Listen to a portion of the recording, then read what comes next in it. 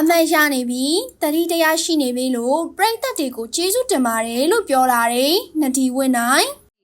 သမီးမိုင်းဘာမှမရိုက်ရင်တော့သမီးဟာလေးတော့ရိုက်ပေးဆိုတော့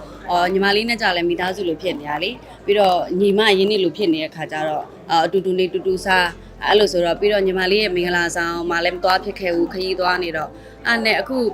အမရတဲ့မိုင်းတော်တဲ့သမီးကိုလှုပ်ပေးရမယ်တဲ့ဆိုအေးလှုပ်ပေးမှာပေါ့ညီမလေးရဲ့ဆိုပြီးတော့အဲ့ဒါပေါင်ဖြစ်သွားတာပါပြီးတော့ရိုက်တုံးကလည်းပြောလို့မရသေးဘူးလေ तू က secret ထားထားဆိုတော့အခုမှဆိုတော့နရီကိုမမြင်တာလဲကြာပြီပြီးတော့ဒီကြော်ညာလေးမှလည်းပြန်တွေ့တယ်ဆိုတော့လူတွေကကိုယ့်ကိုအဲ့လိုမျိုးဖြစ်သွားတာပါအမှန်တော့ဒီတိုင်းပါပဲအရန်ပြောတယ်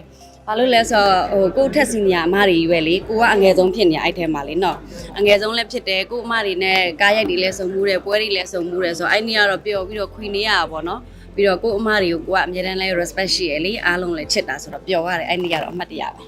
အဲ့လိုစုံပြီးလို့လည်းမကြည့်ဘူးကျေးဇူးတင်တာပေါ့နော်သူ့တက်ဆောင်ကသူ့ကြောင့်ဆောင်ကဆိုပျော်တယ်လေကြော်ညာနောက်ကိုလှည့်ပြီးတော့ဆိုတာ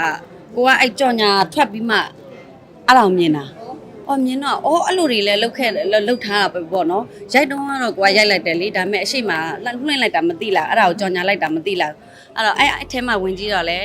နရီဝတ်နိုင်ပါတယ်ဆိုတော့သူတို့ခံမှန်းတာလည်းမှန်တယ်ပေါ့နော်အဲ့အတွက်ကြောင့်မလို့လည်းခံမှန်းပေးတဲ့သူတွေအားလုံးလည်းကျေးဇူးအများကြီးတင်တယ်အခုလိုမမေ့ပဲနဲ့